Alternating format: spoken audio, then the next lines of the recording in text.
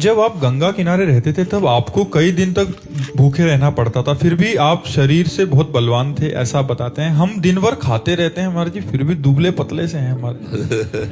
इसका क्या कारण है? हम प्रसन्न रहते हैं, रोग के चिंतन करने का स्वभाव नहीं है, इसलिए हम प्रसन्न रहते हैं और प्रसन्नता के कारण हम स्वस्थ रहते हैं और भगवान का चिंतन और ऐसी हम दिनचर्या बनाते हैं जिससे हम ये सोच ही ना पाए कि हम रोगी हैं। तो स्वस्थता प्रसन्नता से जुड़ी हुई है। नहीं, आप चाहे रबड़ी पाओ, आपको टेंशन में रख दिया जाए तो आप स्वस्थ नहीं रहेंगे। नमक रोटी पाओ और आप प्रसन्न रहो तो आप में बहुत बल तेज आदि आ जाएगा। जैसे नर्मदा जी हैं, गंगा जी हैं, इनके जल में पोषक तत्व है जो हमें चाहिए जीवन जीने के लिए, वो उसमें है। तो जैसे भूख से व्याकुल होकर गंगा जल भरपेट पीते थे, हमें बिल्कुल वैसे ही पावर आता था जैसे गाय का दूध पीने पर। हमें कभी निर्बलता का, आज भी निर्बलता का अनुभव नहीं। यद्यपि हमारी सामर्थ्य नहीं कि मैं खड़ा होकर चल पाऊं, लेकिन हमारे अंदर उत्साह इतना है, ऐसा स्वस्थता है अंदर, प्रसन्नता है, वो भगवान की शरण के कारण। तो बात भोजन की नहीं है, बात चिंतन की है कि आपका शरीर दुबला पतला या मोटा होना कोई खास बात नहीं। स्वस्थ होना, प्रसन्न रहना, सही चिंतन होना, ये बात देखी जाती है कि आप स्वस्थ हैं मतलब प्रसन्न हैं, आपका चिंतन ठीक चल रहा है, ये खास बात होती है।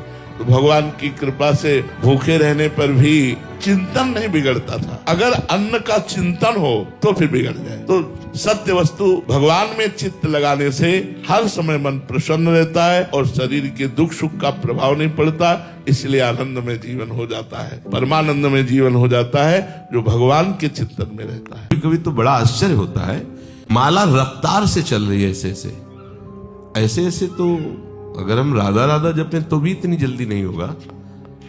राधा राधा स्वाद ऐसे ऐसे तो हमें लगता है कौन सा क्या चलता है ऐसे ऐसे। अच्छा, एक तो ये हुआ, दूसरा बात भी चल रही है, माला भी चल रहा है, माला भी चल रहा है और उसकी गिनती भी पूरी हो रही और बात भी हो रही।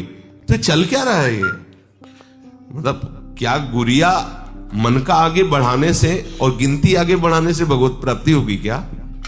क्या प्रभु को क्यों छल रहे हो? अरे आप अपने को क्यों धोखे में डाल रहे हो? एक भी मन का बिना नाम का स्वाद लिए नहीं जाना चाहिए।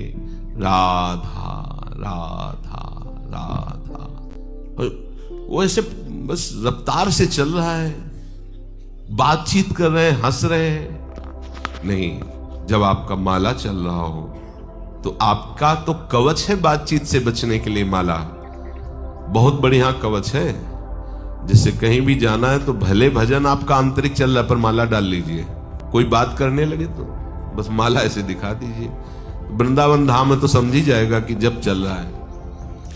इसकी जिह्वा पर श्री कृष्ण श्री कृष्ण श्री कृष्ण ये मंगलमय नाम नृत्य करता रहता है।